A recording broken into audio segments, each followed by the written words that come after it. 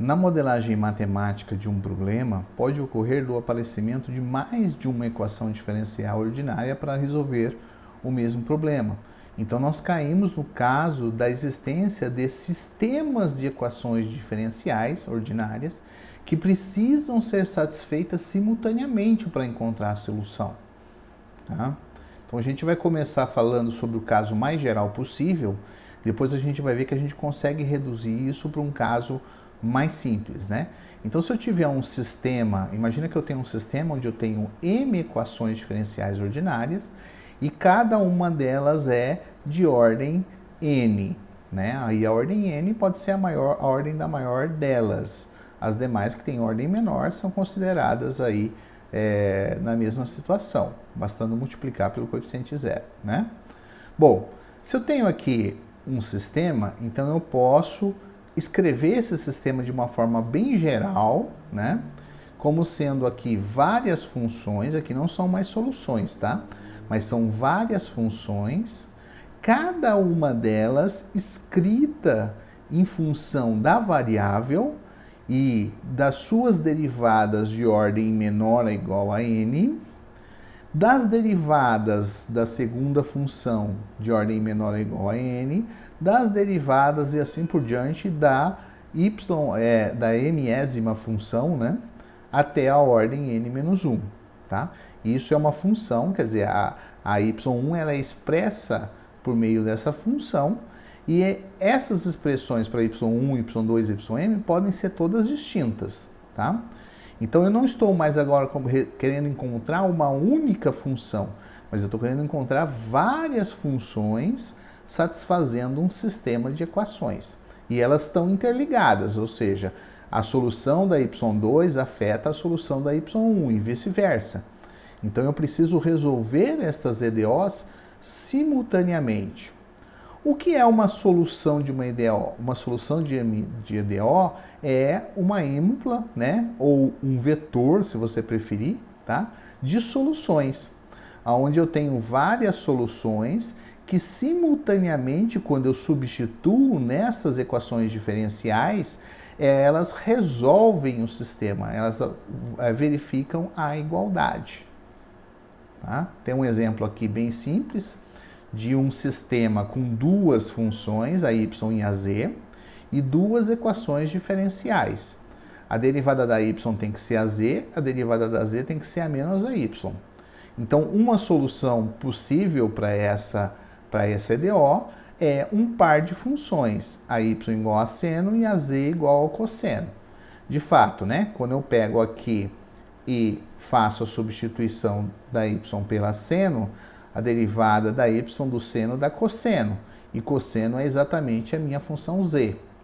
Da mesma forma, quando eu derivo a cosseno, dá menos a seno, ou seja, dá menos a função y. Portanto, eu verifiquei as duas equações e, portanto, esse par de funções é a solução do meu sistema. Então, a solução do meu sistema é sempre não é apenas uma função, mas é uma ênupla de funções, né? Novamente, a gente tem um velho problema, né? Uma EDO pode ter várias soluções. Então, para ter uma solução única, eu preciso de um problema de valor inicial. O que é um problema de valor inicial quando eu tenho um sistema de equações de ordem n? Bom, um sistema de equações de ordem m, eu tenho o sistema de EDOs, que estão aqui, mais o conjunto de valores iniciais. Então, todas as derivadas de todas as funções precisam ser especificadas, né, no ponto t0, até a derivada de ordem n-1, é claro, né? Então, eu tenho a derivada zero, que é a própria função, a derivada primeira, a derivada segunda, a derivada n-1 da função y1 no ponto t0. Depois eu preciso ter a função no y2 no ponto t0, a derivada primeira da y2 no ponto t0, a derivada terceira de y2 no ponto t0, até a derivada de ordem n-1 no ponto t0, e assim sucessivamente. Quando eu especifico todas esse conjunto de constantes, né, são m funções por n valores, então m por n valores, tá? Eu tenho então um problema de valor inicial. Bom, Até aí está bastante difícil até descrever as EDOs, né? Mas existe um truque que é muito útil, que transforma uma EDO, uma só EDO de ordem arbitrária, em um sistema com N EDOs de primeira ordem. Ou seja, eu consigo reduzir a ordem da minha EDO para um sistema de ordem 1. Olha que interessante, né?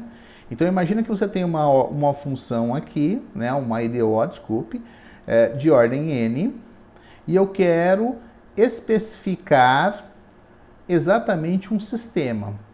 Como que eu faço isso? Eu faço isso da seguinte forma: eu vou usar a minha função y, que é uma parte do meu sistema, e vou definir novas funções exatamente nas suas derivadas. Então eu vou chamar de y1 a derivada primeira, y2 é a derivada de y1, que é a derivada segunda de y, e assim por diante até a ordem n-1. A yn-1 vai ser a derivada de ordem n-1 de t. Portanto, eu tenho que a derivada primeira de y é o y1, tá? Eu olho essa equação aqui ao contrário, né? Ó, a derivada de y é y1. A derivada de y1 é y2. Então, eu tenho aqui a derivada de y1 é y2. A derivada de y2 vai ser o y3, tá? Não está aqui, mas estaria a equação aqui. E assim por diante. Até que eu vou chegar aqui na anterior a essa, né? A derivada essa aqui mesmo, né? A derivada de y menos 2 é y de n menos 1. Tá aqui, ó. A derivada de y2 é y menos 1. Na hora que eu vou fazer a última derivada, que é a derivada da yn menos 1, a derivada de yn menos 1 eu vou aumentar um grau aqui, né? Então, uma ordem aqui. Então, vai ser a derivada de ordem n. Mas a derivada de ordem n é a f. A f de t, y, y1, y2, até yn menos 1. Então, ficou aqui, ó. Opa, tá aqui. A derivada de yn menos 1 é a f de t, y, y1, y2 até n menos 1. Olha só, todas as EDOs aqui têm ordem 1. Tá? Tem ordem 1. E eu fiquei, então, com N equações, porque eu vou de n-1 a 0, né? Tá? De N equações do meu sistema. Então, isso eu transformei em um sistema de ordem 1. Significa que se eu souber resolver um sistema de ordem 1, eu consigo resolver um sistema de ordem, uma EDO de ordem arbitrária. Muito legal. Então, agora, olha só, vamos ver como acontece isso. Vamos fazer um exemplo. Vou pegar aqui uma equação, você vê que é uma equação linear, né? De segunda ordem, coeficientes constantes. Eu vou, então, escrever o sistema correspondente a essa EDO, já que é a ordem maior que 1. Vou escrever o y1 como sendo a derivada de y, tá? Isso significa que a derivada segunda vai ser o y1, a derivada aqui vai ser o y1, e aqui eu tenho o meu valor c. Então, a derivada de y1 é igual a menos by1 menos cy. Portanto, esta EDO ela é equivalente a esse sistema, em que a derivada de y é igual a y1, e a derivada de y1 é b menos y1 menos cy. Transformei a minha EDO de segunda ordem em coeficientes constantes em um sistema de EDOs. Outro exemplo, vamos pegar aqui uma EDO de quarta ordem, né? E vou definir um sistema correspondente de ordem 1. Então, eu vou definir as derivadas. A derivada primeira é a derivada de y, a derivada segunda é a derivada do y1, ou a derivada segunda de y, a derivada terceira é a derivada de y2, ou a derivada terceira de y, tá? E, portanto, eu tenho exatamente isso. A derivada primeira é o y1, a derivada primeira de y1 é o y2, a derivada primeira de y2 é o y3, a derivada de y3 vai ser a derivada quarta, é igual ao y original. Pronto, montei o sistema. Transformei uma EDO de ordem 4 em um sistema de ordem 1, mas com 4 equações. Tá? Então, o número de equações vai ser dado sempre aqui nesse caso de transformação pela ordem da EDO que eu estou resolvendo. Vamos ver então algumas observações aqui.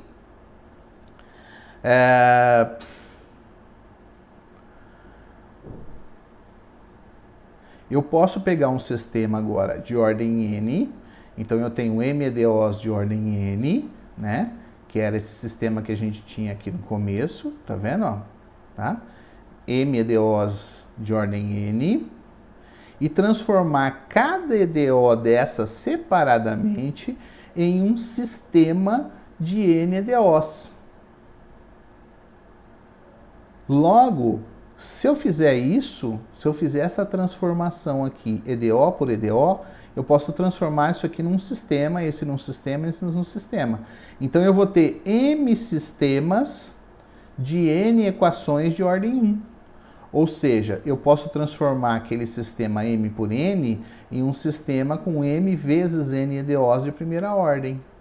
Por esse motivo, a gente vai estudar apenas a resolução de EDOs de primeira ordem, ou de sistemas de EDOs de primeira ordem, tá?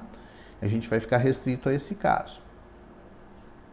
Bom, há algumas outras definições aqui que a gente traz lá do que a gente já aprendeu, né? Eu vou dizer que o sistema ele é linear, se cada uma das EDOs do sistema é linear, e vou dizer que o sistema é homogêneo ou não homogêneo, se cada uma das EDOs é homogêneo ou não homogêneo. Em razão dessa transformação das EDOs de ordem elevadas em EDOs de ordem 1, a gente vai ficar então restrito a sistemas de EDOs, né, que sejam todos de primeira ordem. Nós vamos ficar também no caso linear, já que é o caso mais simples aí de ser analisado no primeiro momento. Tá? Bom, então o sistema de MEDOs de primeira ordem linear, ele vai seguir sempre esse formato. Eu vou ter as M equações, todas de primeira ordem. Na minha parte aqui do lado direito, eu vou ter a parte não homogênea, né? São as minhas funções A10, A20, AM0 de T. Tá? Depois eu vou ter as funções multiplicando cada uma das funções do meu sistema, y1, y2 até ym, onde eu tenho aqui as funções A1, A2, A1m, significando sempre, né, a função da primeira EDO aplicado na primeira função, a primeira EDO aplicado na segunda função, e assim por diante, tá? Então eu tenho aqui essas funções que são as funções de coeficientes multiplicando. Todas as minhas funções estão elevadas à potência 1, porque isso é uma EDO linear, né? Elas são EDO lineares. Se por acaso essa parte aqui, que não aparece multiplicando nenhuma função y, for toda igual a zero, então eu digo que o sistema é homogêneo, né? Se existir, mas isso tem que ser para todo t, tá? Não pode ser para um t específico. Se existir algum k e algum t onde isso é diferente de zero, o sistema é considerado não homogêneo. Ok? Bom, essas equações aqui, como elas são lineares, a gente pode colocar elas na forma matricial, que facilita bastante a nossa notação, né? Então eu vou definir algumas matrizes, são matrizes que dependem da variável t. Na verdade, elas são chamadas de funções vetoriais, né? Para quem já fez aí o cálculo de várias variáveis. Mas vamos considerar como se fossem matrizes dependentes aqui da minha função t. Então eu tenho essa y maiúscula de t, vou indicar a setinha em cima para indicar que é vetorial, tá? A g de t como sendo a parte homogênea, né? A parte não homogênea, desculpe, das minhas EDOs. A minha matriz AT vai ser a matriz dos coeficientes. Então, se eu pegar essa matriz dos coeficientes e multiplicar por esse vetor y, eu tenho exatamente essa parte aqui das minhas EDOs, tá? Em cada uma das suas respectivas linhas. Somando a parte não homogênea da G, né? Eu tenho exatamente essa soma aqui, e tudo isso vai ser igual à derivada da y. Bom, mas a derivada do vetor, a gente considera o vetor das derivadas, tá? Portanto, eu tenho, na verdade, o meu sistema linear, ele pode ser escrito de uma forma bem mais simplificada, como se fosse a derivada vetorial do meu vetor y, minha vetor de solução que eu estou procurando, né? Os meus coeficientes AT vezes o vetor de função, y de t, mais a parte homogênea. Então, se ela for não homogênea, isso aqui não se anula, né? Não é identicamente nulo. Se ela for homogênea, isso aqui é identicamente nulo e eu caio novamente no caso homogêneo. Tá? Bom, o que é um vetor solução? O vetor solução a gente viu que as soluções, eu preciso de m soluções que satisfaçam as EDOs. Então o vetor solução vai ser o meu z vetorial, indicado aí por cada uma das funções que vão ser substituídas na y1, y2 até yn. Bom,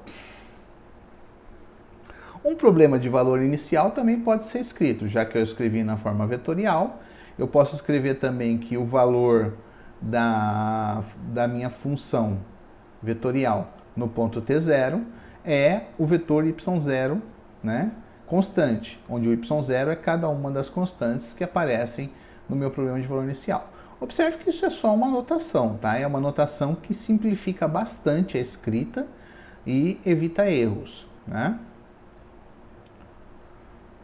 Bom, vamos tentar pôr na notação aquela EDO de segunda ordem de coeficientes constantes que a gente já resolveu ali atrás. Então a gente já tinha transformado ela num sistema de primeira ordem, tá? E agora então eu vou escrever o meu vetor y vai ser o y e y1, tá? O meu vetor, a minha matriz AT, vai ser quem multiplica o y vem primeiro, né? Ó, observe que eu estou fazendo a multiplicação, vou multiplicar essa linha por essa coluna. Então, esse cara aqui, vezes o y, o 0 vezes y que aparece aqui, ó, vem primeiro, e o 1 vezes y1. Da mesma forma aqui, né? Quando eu multiplico esse cara por este, vai dar menos c vezes b menos y, que eu defini lá nessa ordem, né? Y, y1, que é o tradicional, tá bom? Então, se eu pegar aqui, ó, igualar a derivada do vetorzão y, é esse cara. A minha matriz AT é este aqui, que é constante nesse caso. E o meu vetor y, você observa que esta EDO homogênea vira um sistema homogêneo, né? Onde se eu multiplico aqui, eu volto para essa equação. Se eu multiplico aqui, eu volto para a segunda equação, tá? Então, esse sistema corresponde, esse sistema na forma matricial corresponde identicamente ao sistema da forma original, tá? Vamos perder de vista isso aqui. Bom, há alguns resultados, já a gente não vai demonstrar, mas existe na literatura, que diz que se eu tenho um problema de valor inicial com um sistema de m EDOs de primeira ordem linear, então, né? E essas funções a de t e g de t são contínuas no intervalo i que contém t0, então existe uma única solução. Então, existência e unicidade, tá? De uma única solução para um problema de valor inicial. Também vale o problema de superposição, o princípio de superposição, desculpe, porque a EDO é linear, né? Então, se eu tenho várias soluções vetoriais do meu sistema homogêneo, então uma combinação linear dessas soluções vetoriais é também uma solução da minha EDO, do meu problema de valor inicial original. Também a gente pode definir soluções vetoriais linearmente independentes, de acordo com o mesmo conceito que a gente viu lá atrás. Então, se eu tiver uma combinação dessas soluções ou dessas funções e ela é identicamente nula, ou seja, o vetor nulo aqui, né, tá, para todo t, isso só ocorre se C1, C2, CK é igual a zero. Observe que se C1, C2, CK é igual a zero, é lógico que isso vai dar zero, né? Aqui está dizendo que a única forma disso dar zero é com C1, C2, CK igual a zero. Tá? Se existir alguma outra forma de dar zero para todo t, então eu digo que elas são linearmente dependentes. Nós também temos uma definição no Rosquiano, né? E aqui é mais interessante porque ela remete muito àquilo que a gente aprende na álgebra linear, né? Lá na álgebra linear a gente viu que se os vetores do Rn que seja né, são linearmente independentes, então a matriz, o determinante da matriz formado pelos vetores é diferente de zero. E o Wronskiano aqui tem um papel semelhante. A gente vai ver que esse Wronskiano aqui vai remeter também àquele Wronskiano que a gente aprendeu no caso de equações de segunda ordem, tá? Mas por enquanto vamos ver como fica aqui a definição. Então, se eu tenho várias soluções de um sistema homogêneo, elas vão ser LI, se e somente se o Wronskiano das soluções é não nulo, onde o Wronskiano é o determinante da matriz formada, onde cada coluna vai ser o meu vetor solução. Esse é o vetor solução da primeira, o vetor solução da segunda, o vetor solução da terceira for diferente de zero. Puxa vida, mas por que Wronskiano, né? O Wronskiano da outra que a gente aprendeu tinha derivadas, esse aqui não aparece derivadas, né? Por que será que isso aqui é a mesma coisa, tá? Bom, a analogia com vetores do Rn é clara, né? O determinante das matrizes formadas pelos vetores, tá bom? Agora eu vou pegar aquele exemplo que a gente transformou uma IDO de segunda ordem, de coeficientes constantes, em um sistema, né? Em um sistema. Imagina agora que eu tenha duas soluções para esse sistema, que sejam linearmente independentes, ou não, né? Duas soluções desse sistema. Então, como são soluções desse sistema, lembra que a y1 é a derivada da y. Então, se eu tenho z1 aqui em cima, essa de baixo é a derivada da z. Se eu tenho z2, a derivada de baixo é z2. Então, na verdade, as duas soluções elas vão ter essa forma. Então, quando eu faço a substituição disso no Wronskiano que nós definimos agora, aparece a função e a sua derivada. A função e a sua derivada. Que é a definição que a gente usou lá, tá? Então, lá a gente usou essa definição porque nós não tínhamos introduzido ainda sistemas de EDOs. Então, essa é a forma, na verdade, essa forma que aparece aqui, vem de sistemas de EDOs e que leva, então, àquela definição de Wronskiano que a gente usou ali atrás. Bom, nós temos ainda mais alguns resultados para o caso linear geral, né? Então, se eu tenho Z1 até Zm soluções LI, então todas as soluções também vão ser combinações lineares de Z1 até Zm. É o mesmo resultado que a gente viu lá, a gente só está transportando para cá, tá? Se eu tiver também Z1 até Zm soluções Li do meu sistema homogêneo, então o conjunto formado pelas soluções Li é chamado ou é denominado de conjunto fundamental de soluções do meu sistema de EDOs.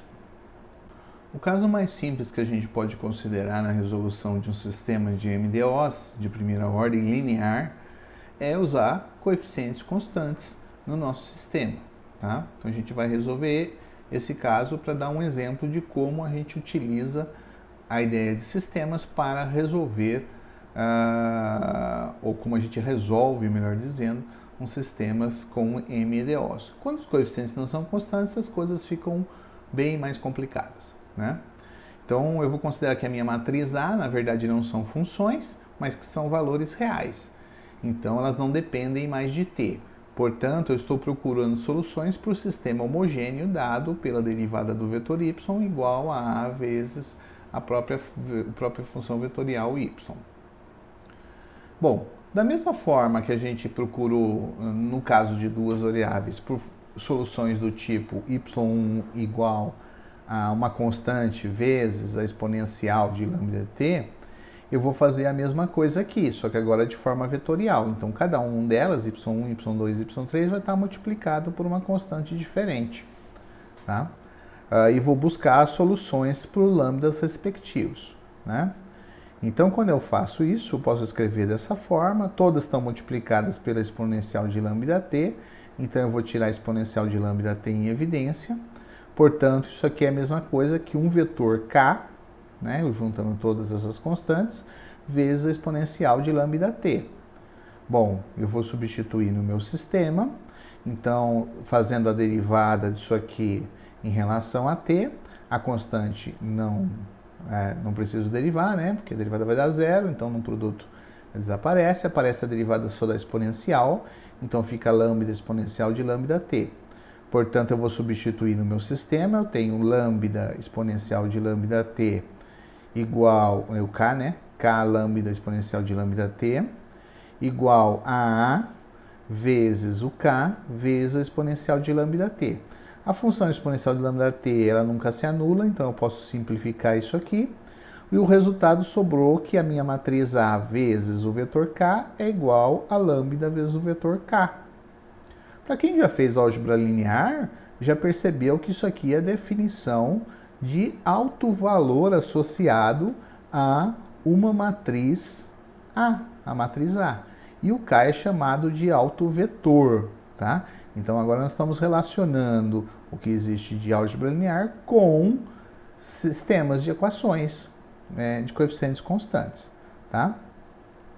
Portanto, o vetor k vezes a exponencial de lambda t é solução do sistema de EDOs, se e somente se lambda é um alto valor da matriz A e o k vetorial é o alto vetor associado a lambda, né? Bom, se é solução do sistema, eu tenho que cair exatamente nesse caso. Pela definição, subtraindo aqui de ambos os lados, eu posso tirar esse produto aqui em evidência, né? Porque a matriz de vetores, o produto de vetor por matriz, ela não é comutativa, mas ela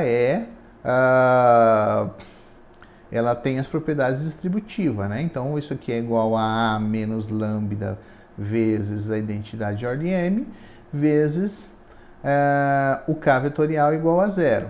Eu tenho um sistema linear aqui para ser resolvido. Se o determinante dessa matriz aqui resultante é igual a zero, é diferente de zero, então esse sistema tem solução única. Mas a solução nula já é solução desse sistema. Então, se o determinante for diferente de zero, esse sistema aqui só tem a solução nula que não me serve para nada. Portanto, se eu quero a solução não nula, o determinante dessa matriz que está sendo multiplicada aqui tem que ser igual a zero. Então, ele admite uma solução não trivial apenas se o determinante dessa matriz, A menos lambda vezes a identidade, é igual a zero, identidade de ordem m. Essa equação determinante dessa matriz igual a zero é chamada de equação característica associada ao sistema de EDOs. A equação característica é sempre um polinômio, por isso ela é conhecida como polinômio característico. Opa, mas a gente já falou de equação características lá em ordem 2, né? Exatamente, é a mesma equação que aparece aqui, só que esse é o caso geral. Então vamos lá ver o exemplo. Vou pegar aqui a minha EDO de ordem 2, a gente viu que era equivalente a esse sistema. Eu vou encontrar agora o determinante dessa matriz A menos lambda vezes a identidade de ordem 2, igual a zero. Então é o determinante dessa matriz menos lambda vezes a identidade de ordem 2. Vou realizar essa operação, né? Multiplico aqui a matriz e subtraio. É a mesma coisa que subtrair lambda aqui da diagonal dessa matriz e manter o resto como está, né? Portanto, eu tenho aqui o determinante de menos lambda, 1 menos c eu mantive, e subtrair lambda da diagonal. Vou fazer as contas agora, vai dar menos lambda vezes menos b menos lambda, menos c menos 1, menos c vezes 1. Né? Então, fazendo a conta aqui, vai dar lambda ao quadrado, mais b lambda, mais c igual a zero. Ou seja, lambda ao quadrado, mais b lambda, mais c igual a zero. Olha só que legal! É exatamente a mesma equação característica que a gente tinha lá. Então, as equações características, elas sempre vêm desse determinante aqui que nós estamos fazendo, tá? Mas isso é um caso geral, isso funciona para qualquer sistema, pode ser de ordem 3, ordem 4, ordem 5, etc. Não é mais apenas para ordem 2, como a gente tinha visto ali atrás. Bom, mais ainda, né? Vamos lá, então. Significa, então, que eu vou encontrar altos valores, tá? Dessa matriz. Cadê aqui atrás, ó? Lembra que A solução vai ser dessa forma se o lambda for autovalor e se o k for o autovetor associado. Acontece que esse meu autovalor, ele pode aparecer nas seguintes condições. Eu posso encontrar várias soluções para esse lambda, vários lambdas, vários autovalores, todos distintos. Eu posso encontrar alguns distintos, alguns iguais entre si. Eu posso encontrar valores reais e posso encontrar valores complexos. Então, dependendo do autovalor que a gente encontrar da equação característica, a gente vai ter que resolver ou ter uma solução para montar a solução do sistema de coeficientes constantes, né? Você vê que fica bem mais complicado que o caso de ordem 2, né? Então, nós temos aqui um sistema de ODO homogêneo com coeficientes constantes. E lambda um autovalor de A e K o autovetor associado, né? Se o lambda, um autovalor, for distinto dos demais autovalores, esse é o ponto-chave, né? Então, eu vou olhar se ele aparece uma única vez. Se ele aparece uma única vez, eu tenho um único autovetor. Então, K, e real, né? Ele é real, tá bom?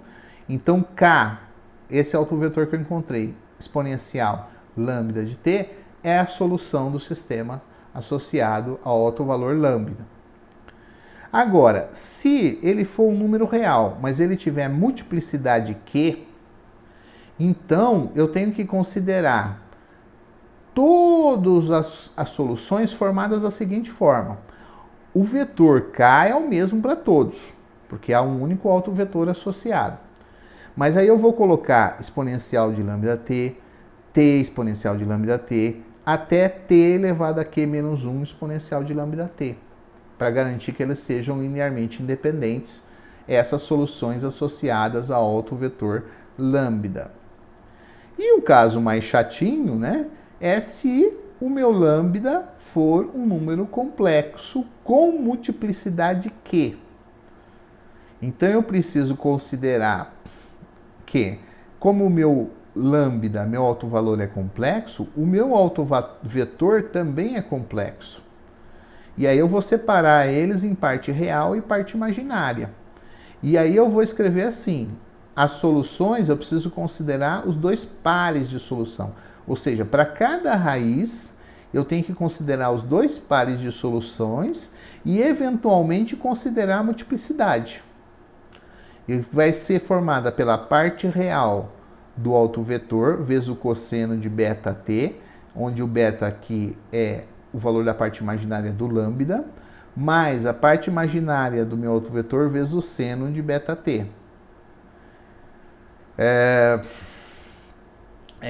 T elevado a b, e a exponencial, aqui está errado, né? Aqui é alfa, tá? Porque é a parte real, né? Alfa t, aqui também. Escapou aqui, né? Então eu tenho t elevado a p, onde o p vai variar de 0 até q menos 1. Se o q for 1, só tem t elevado a 0, ou seja, esse t desaparece. Se tiver mais multiplicidade, eu tenho que ir multiplicando por t cada uma dessas soluções, tá? Essa é a primeira solução. A segunda solução, eu vou trocar as posições do q, ó, né? Então, a parte imaginária do q vezes o cosseno de beta t, menos o kr seno de beta t. T elevado a p e elevado a alfa t, tá? Ufa, né? Dá bastante trabalho, tá? Bastante equações para serem listadas aí. Conforme você utiliza ordem maior do que 2, 3, 4, 5, 6, você passa a ter uma mistura de todas essas opções. Você passa a ter valores reais distintos, valores reais múltiplos, e você pode ter vários valores complexos com multiplicidade, tá? Então as três condições podem aparecerem aí, né? O conjunto de todas essas soluções que estão associadas aqui vão formar o conjunto fundamental de soluções do meu sistema. Então você vê que resolver o sistema é possível, mas a gente vai tornando isso um pouquinho mais complicado, né? Eu tenho um exemplo aqui de ordem 2 por 2, para não complicar demais. Então nós temos um sistema arbitrário, né, de EDOs, duas funções, y e z.